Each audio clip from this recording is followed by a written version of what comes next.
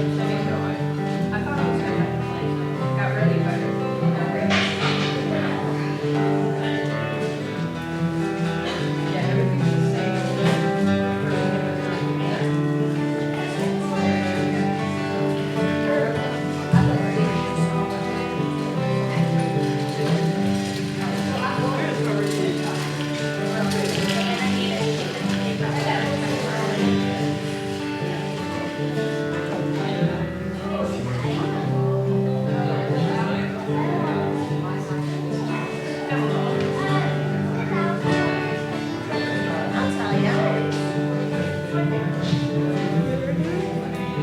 I didn't see you in the car.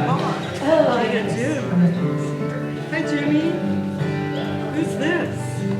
Who's this right here? Yeah.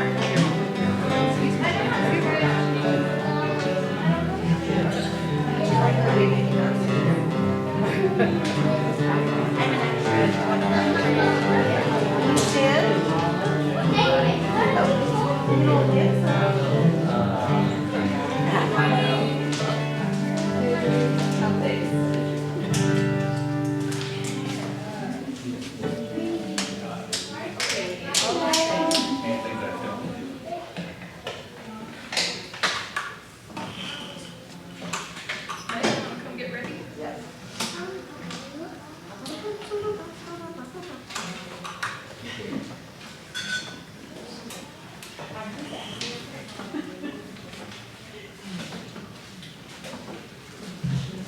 Good morning, everybody.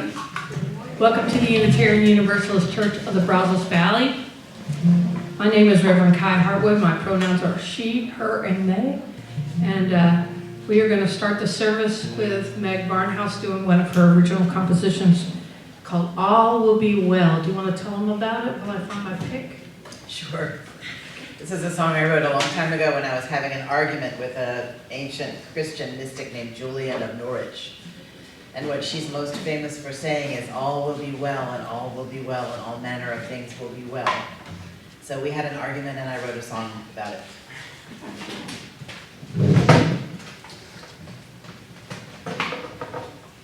And there's your part. I'll play your part first, when Kiya finds her pick. Yes, I did.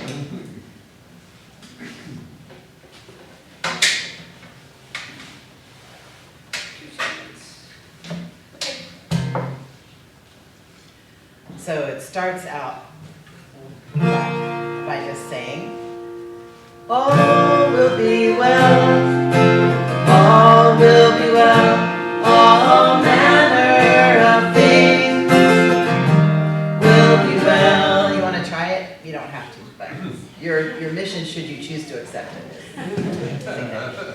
If you're shy, just close your eyes. No one will hear you. Ready?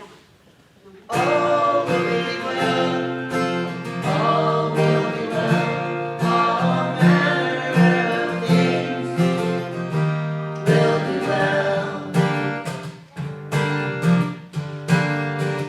I said, Julian, you are holy, you are holding my hand, and Julian, you are holy, you are holding my hand. She said, all will be well.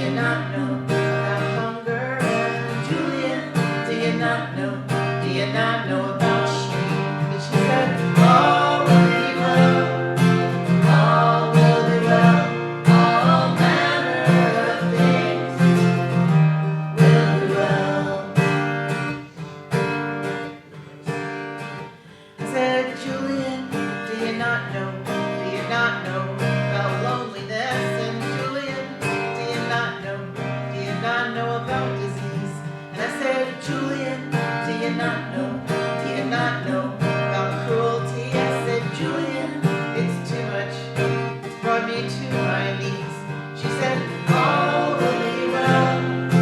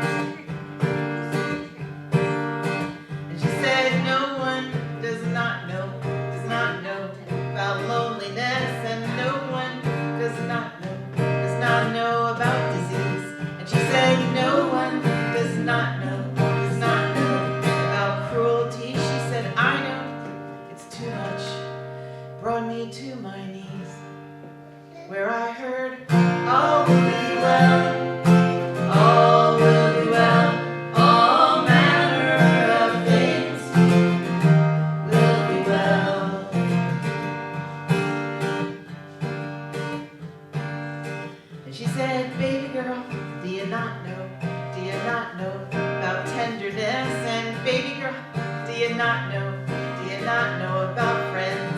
And she said, baby girl, do you not know about the Spirit? And she said, baby girl, do you not know? It's only love that never ends. It's only love that never ends. And so all will be well. All will be well. All manner of things will be well. And so all will be well. All will be well. All manner of things will be well.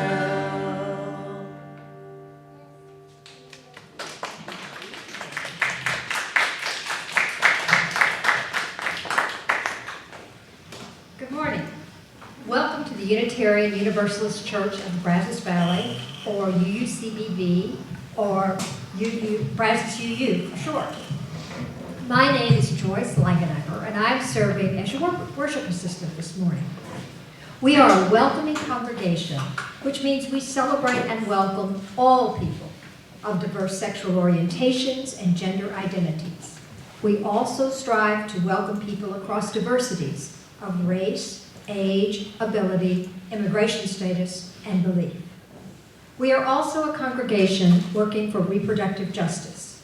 So whoever you are, wherever you have come from, wherever you are on life's journey, you are welcome here. We do have several announcements this week. First is our Mystery Book Club is meeting every other Wednesday evening. Our next meeting will be on Wednesday, November 30th. November 30th, yes, at 7 p.m. And you can join us either in person at Reverend Kiya and Meg's house, or you can join us via Zoom. And let me just say, you'll talk about your favorite mysteries. Just be sure you bring a piece of paper and a pen so you can make lots of notes about what everybody else is reading, because they have some really fun ones to propose. If you wish to make a donation to our church, you can give by check, or you can give on our website. If you're giving on our website, click on the Give tab found in the main menu, and then click on Online Giving.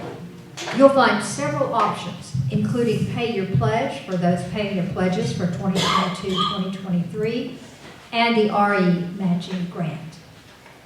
Every Thursday, we usually have an online lunch and learn, but since this Thursday is Thanksgiving, we will not do an online lunch and learn.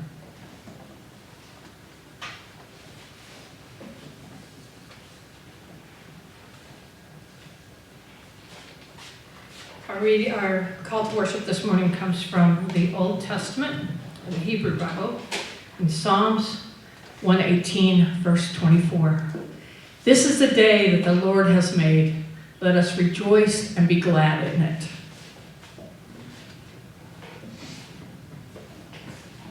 And now, if you would, please say the chalice lighting words with me. They're shown on the screen behind me. We light the chalice, the symbol of our Unitarian Universalist faith, as a beacon of hope for all who seek justice, dignity, and compassion. And in celebration of the life, truth, and meaning we share together. And now, if you would join me in reciting our affirmation statement. Love is the spirit of this church, and service is its gift. This is our great covenant, to dwell together in peace, to seek truth and love, and to help one another.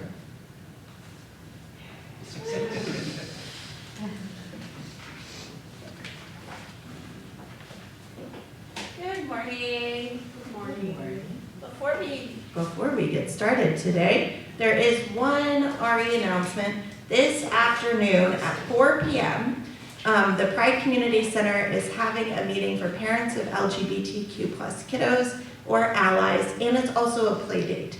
So you can bring your kid and they can all play.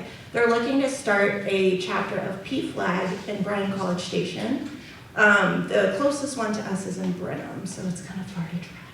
So that is Parents and Friends of Lesbians and Gays is what that stands for, but of course it includes trans people now.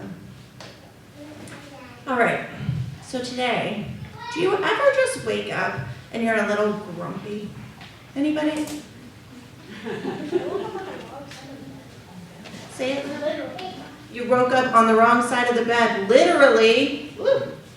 Sometimes I wake up and I look around and all I can see is there's dust on my blinds. I should probably wash my sheets. Why is it so cold in here? Is our heater not working? Do we need to get our ducts cleaned out because our heater isn't working? Maybe dirt is trapped in there and it's making that weird heater smell. And that's just when I open my eyes up. So I've started doing something, and I think maybe it will help some of you who wake up grumpy too, is when I first wake up, I try and think of 2 things that I'm really, really grateful for in my life. Even if I really don't even want to be awake at that moment. It's the first thing I do because it's so important. It changes my mood for the rest of the day. So all of you have a piece of paper with you. And, oh, Rory, do you need a piece of paper? Yes. And we are going to be making a gratitude jar. Yes, Ava? I think I need a piece of paper. Yeah, come on up.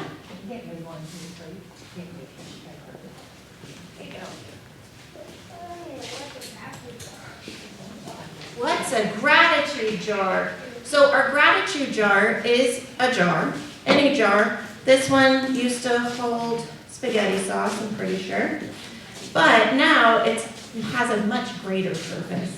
And I put pieces of paper, write down what I'm grateful for, fold them up, and put them in my jar. So when I'm super grumpy, and I need to remember what I'm grateful for, I can just pull one out, read it, and feel a little bit better. So we're gonna take a couple of minutes, and you can write down something you're grateful for about church or our community, or you can draw a picture, if you like to draw. I'm gonna put it in our gratitude jar, and I'm gonna keep this in my office. So anytime that y'all come to the new church and you're feeling a little grumpy, you wanna pull something out, we'll have our gratitude jar there. And I'm gonna decorate it too, so it won't just be spaghetti jar on the shelf.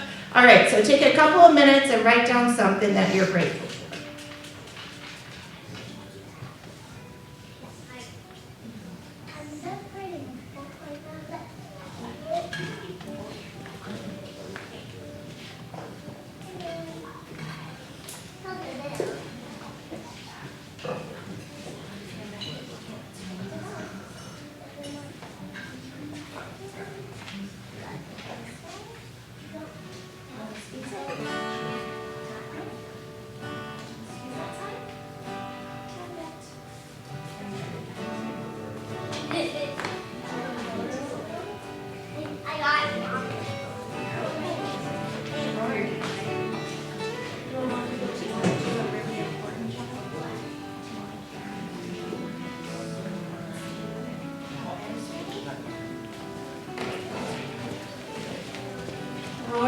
Coming around with our gratitude jar. So if you want to give it to Rory when he comes over to you.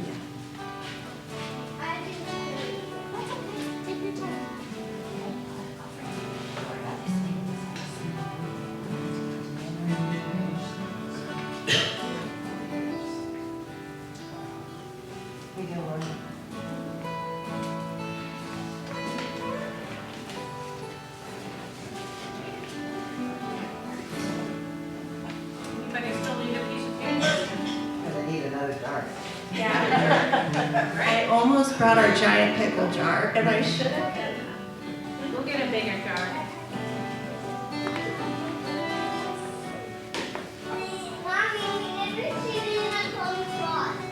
All our gratitude is in fish in the jar. Sounds like a perfect.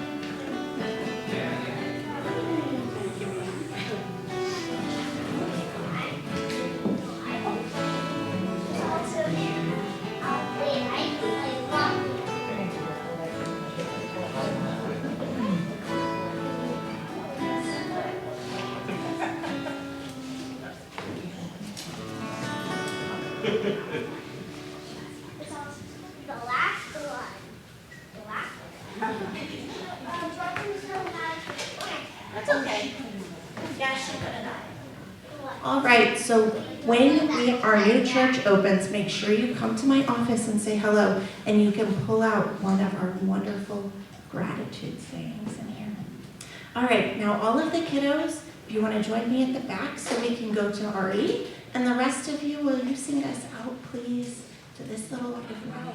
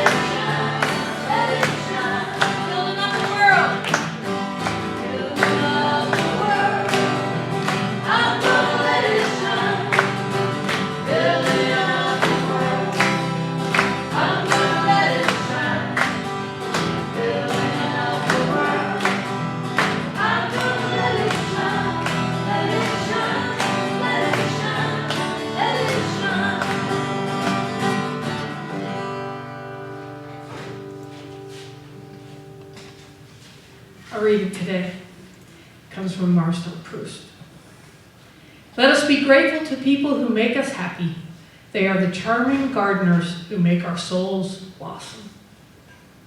Now we're going to sing number 349. There's hymnals laying around. If you don't have one and you don't have anybody to share with, we can get you a hymnal.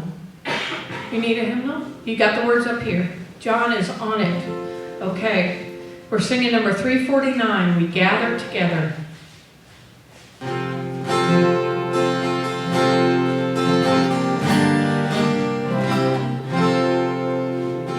gather together in joyful thanksgiving, acclaiming creation whose bounty we share.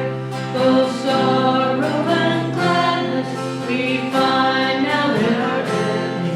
We sing a hymn of praise to the life that we bear. We gather together to join in the journey, confirming, committing our passage to be a true affirmation in joy and tribulation, when bound to human care and hope, then we are free.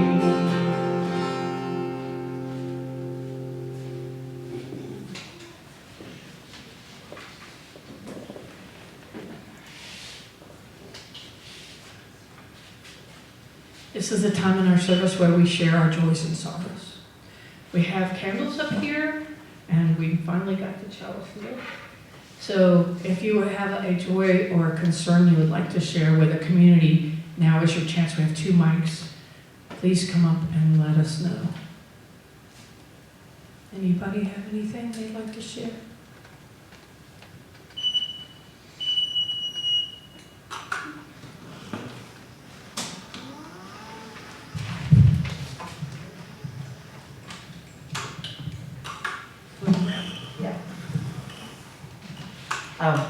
I'm deeply saddened. I don't know if y'all have heard about the mass shooting there was in a gay nightclub in Colorado Springs last night.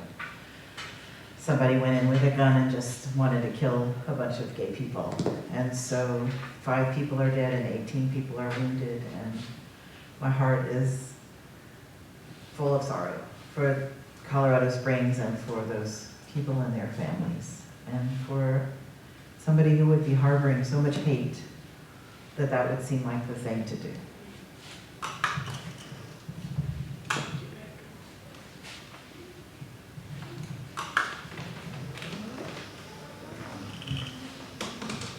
This was a concern about my niece and nephew, and well, actually my nephew and his wife, I should say. And they had, one of their cats got into a flower arrangement and ate some toxic plants, and they had to take the cat, which is a big, giant Manx type cat, a beautiful cat. And anyway, I had to put it on IVs and flush its kidneys and do all this kind of stuff. And the good news is, the happy ending is that the cat is going to be okay. The sad news is, it was like over $2,000 his intervention. So my sympathies go out to them. Anybody We else? know what to give them for Christmas.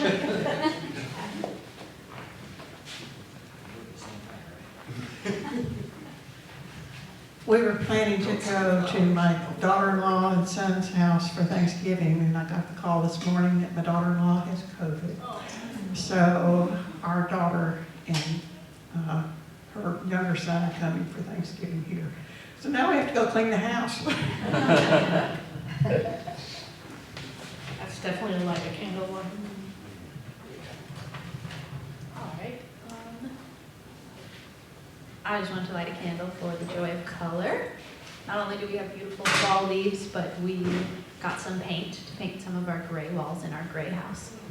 And I painted some on Rory's wall yesterday. He did the happiest dance and just said, "I love it, it's so beautiful." And he had the same reaction when he saw some flowers blooming in our garden. And so when you see a color today, let that joy come into your heart, because we need more of that in the world.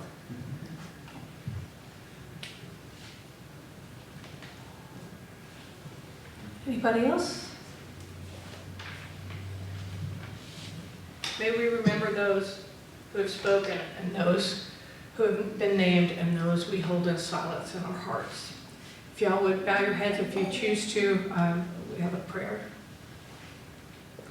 Spirit of life, I thank you for the blessings you have bestowed on our lives.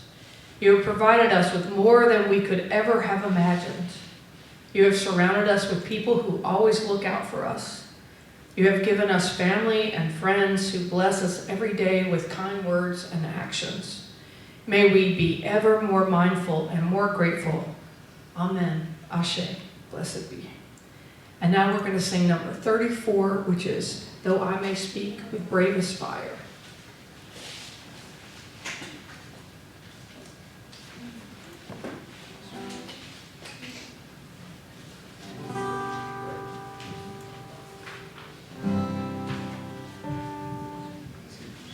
Though I may speak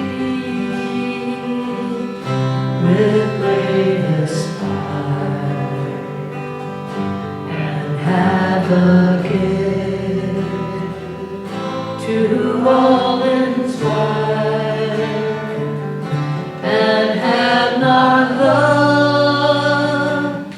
my words are vain as sounding brass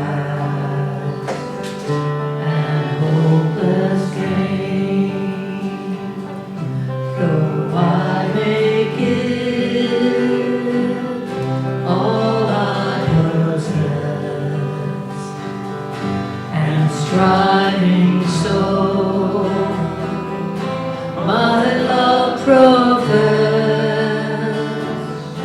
but not begin by love within, the prophet's soon turns strangely thin. Come, Spirit, come, our hearts control, our spirits long to be made whole. Let inward love guide every deed. By this we worship and are free.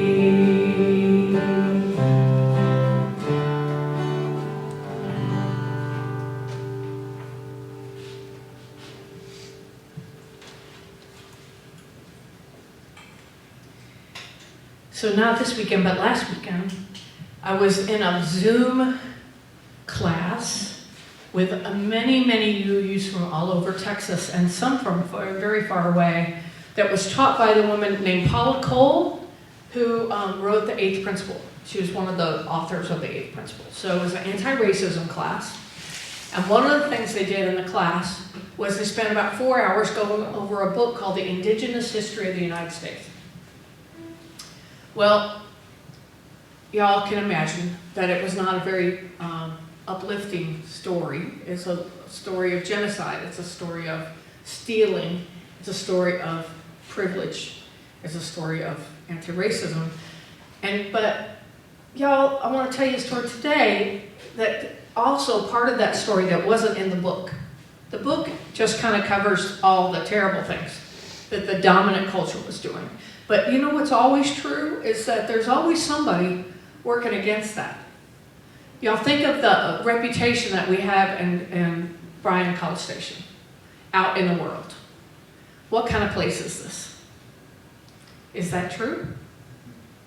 We're here. We've been here since 1956, right? We've been here a long time. There's always people who are working against the dominant, prevalent evil, right? Always. So I want to tell you a story. I was thinking about Joyce being my worship associate today, so I want to tell you a story about Roger Williams and Sir Edward Coke. They were lawyers. Now, how can you possibly preach about lawyers? Well, don't laugh, because these were great lawyers. Sir Edward Coke, he had gone to Cambridge, and he worked for the Stuart Kings. And his big thing was common law. So he supported the Magna Carta. He would stand up to kings. He had that much backbone. We need more of that, right? And he was very wealthy, and he had gone to Cambridge, and he had this young student who had got a scholarship to Cambridge named Roger Williams. Now, Roger Williams, while he was at Cambridge, he became a Puritan, one of our ancestors. Unitarians come from the Puritans and from the Pilgrims. If you didn't know that, it's true. For good and bad, we come from the Puritans and the Pilgrims. So, Roger Williams, he decides to become a Puritan, and he marries his wife, and they decide they're going to go to America. They're going to go to Massachusetts, which is supposed to be the hit city on the hill. It's supposed to be this really great place where you can worship as you see fit, as long as you're a Puritan. And one of the reasons they gave him a scholarship to Cambridge was he was extraordinary with languages. He was really, really good at languages. So when he got to America, you know, he had been a law clerk for Sir Edward Coke, and he had been real involved in standing up to the king and making sure that the regular people had rights. He's a real good ancestor to our form of government, our Constitution. He's important to all that. And this is like in the 1600s, right? So now it's about 1630, and we're hanging out in Massachusetts. And he's a minister. That's what church, in England, you got to be a minister if you were a member of the Church of England, and you got to go to Oxford and to Cambridge. If you graduated, you could be a minister. But he was a Puritan, so he became what they call a nonconformist. So he's a nonconformist. He goes to Massachusetts. They give him a church. He preaches. He's a little too friendly with the Native Americans. He's really good at languages. He learns the language, the Wampanoag language and the Nagasat language. The Nagasats are the people who were kind of like the enforcers. They were like the Aztecs were in Mexico. They were the ones that you were protected by. You paid them money to keep you safe. So he starts hanging out with the Nagasats, and he learns their language. Well, he preached about it. He said, we should pay them fairly for their land. We should treat them fairly. This got him kicked out of Massachusetts in January with no food and no clothes. They just sent him out into the woods to die. This is also something true about the Puritans. They weren't necessarily, they were my way or the highway kind of people. So Roger Williams gets sent out into the snow, And he makes his way to the Nagasots winter camp. He speaks their language, and they take him in. And he's so grateful that when spring comes, he buys a piece of land that is now Rhode Island. And he builds a town there called Providence, Rhode Island. And he lets Jews and Quakers and Anne Hutchinson, if you all know who she is. She was a Puritan woman who got in trouble for having prayer meetings where women got to preach. They kicked her out too. Okay, so all the people who are a little bit left of center, think of San Francisco in the 60s, this is what's happening here in Providence, Rhode Island. They build a community and they're hanging out, including the First Baptist. So Roger Williams, if people know his name at all, they know him as a Baptist preacher or a starter of the Baptist Church in America. It's not really true. He just let them live there. He didn't really go for it. He didn't believe in it, really. I think he went like for a week to the Baptist Church and then he went his own way. He was very much more like a Quaker in his own personal beliefs. Now, why is this important? Why am I telling you this story? He is doing this at the same time that we tell the story of Thanksgiving and how people were giving people blankets that have smallpox, and intentionally.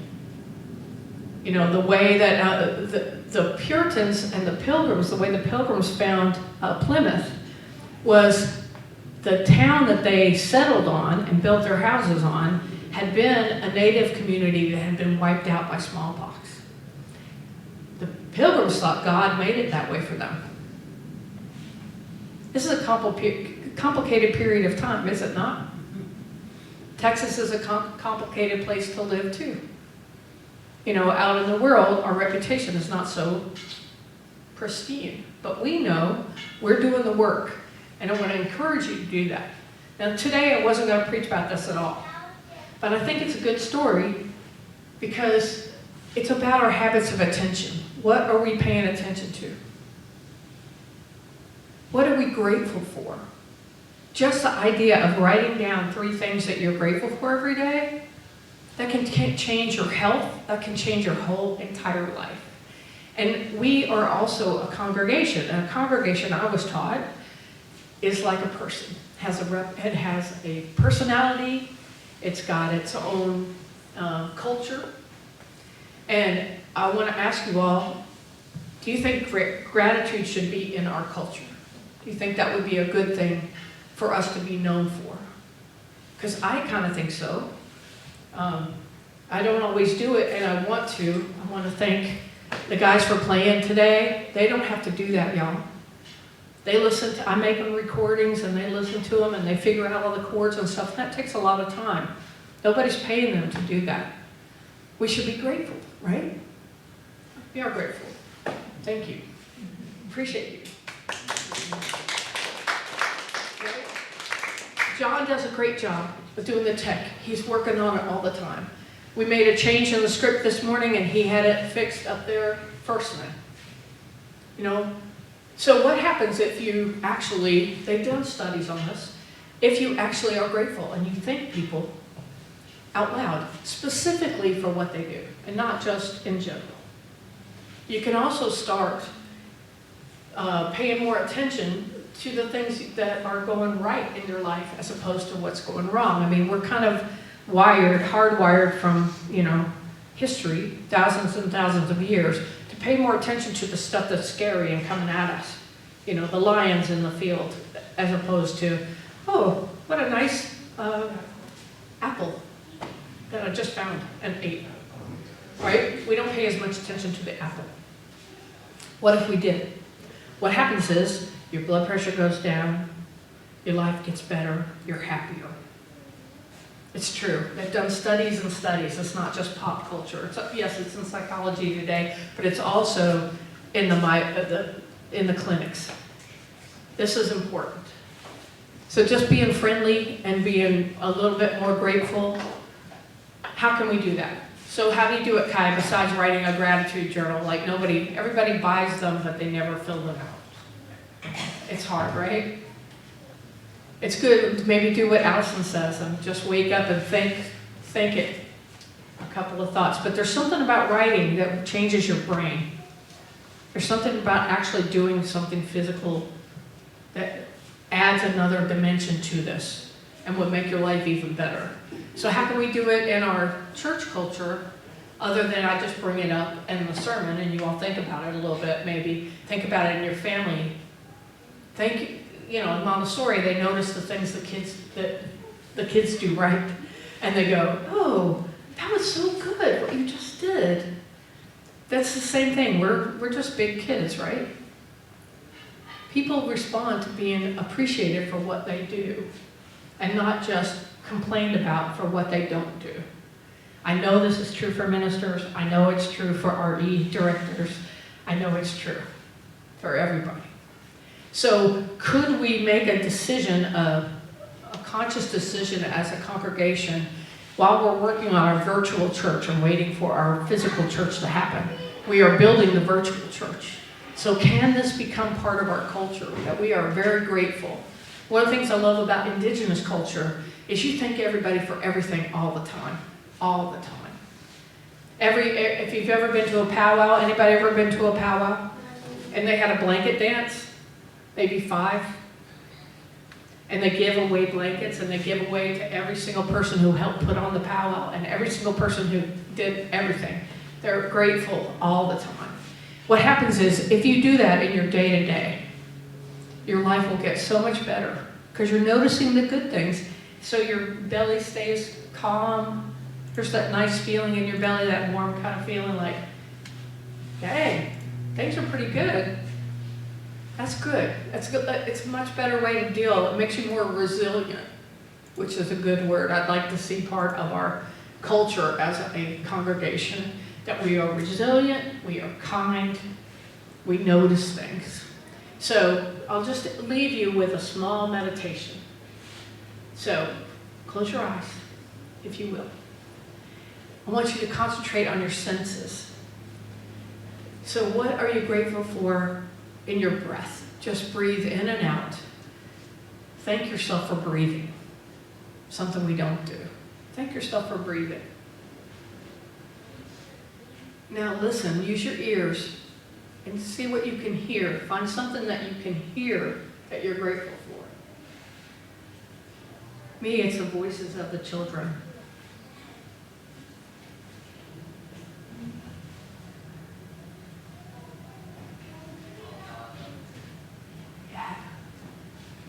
How about something that you can touch? Maybe something that you have on that's nice and warm and fuzzy. This shirt has great texture. I love this shirt. I can only wear it when it's really cold. It's way too hot. But I love the way it feels. So something you have on, or some texture. Maybe you really like the texture of plastic chairs. I don't know. It could happen. So something that you can touch. Now open your eyes and what do you see? Is there a color that you particularly like? Your friends that you like to look at, that you only get to see on Sundays? I'm glad I'm not having to have this talk by myself. I appreciate it. Use all your senses and go through them. It grounds you in the moment. That's one of the things about gratitude practice. It supposedly helps you be more in your body and appreciate your day-to-day life. That's enough fixing everything for one day. I hope that you all got something out of the sermon. Thank you.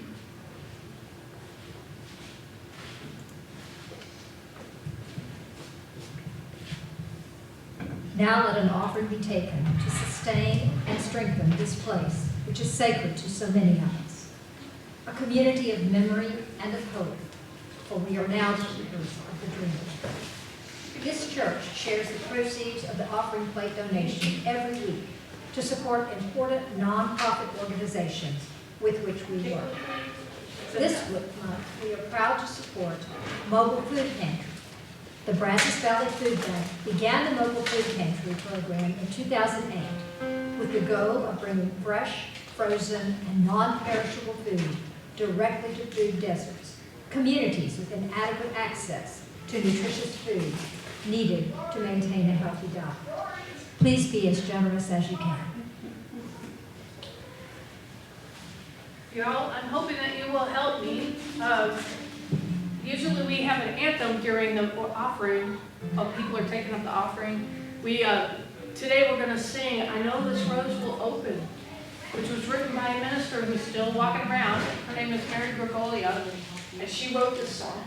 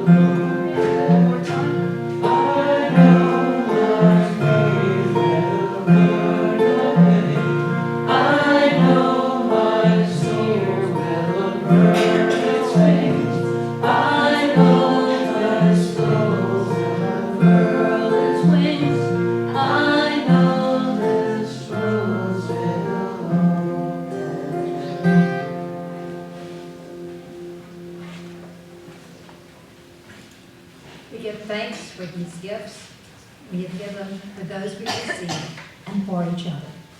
May your generosity return to you tenfold. Now, please join me in extinguishing the chalice. We extinguish this flame, but not the light of the truth, the warmth of community, or the fire of commitment. These we carry in our hearts until we are together again. Meg, let's teach them the song that we were singing. And our benediction today.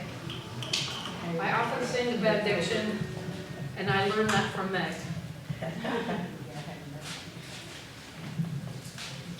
The words to this song are "All we need is here." And it goes, and we're going to sing it a few times so you don't get caught out singing it by yourself. I'll do this at the last time through. And just put harmonies on it, do however you want to do with it. It goes, all we need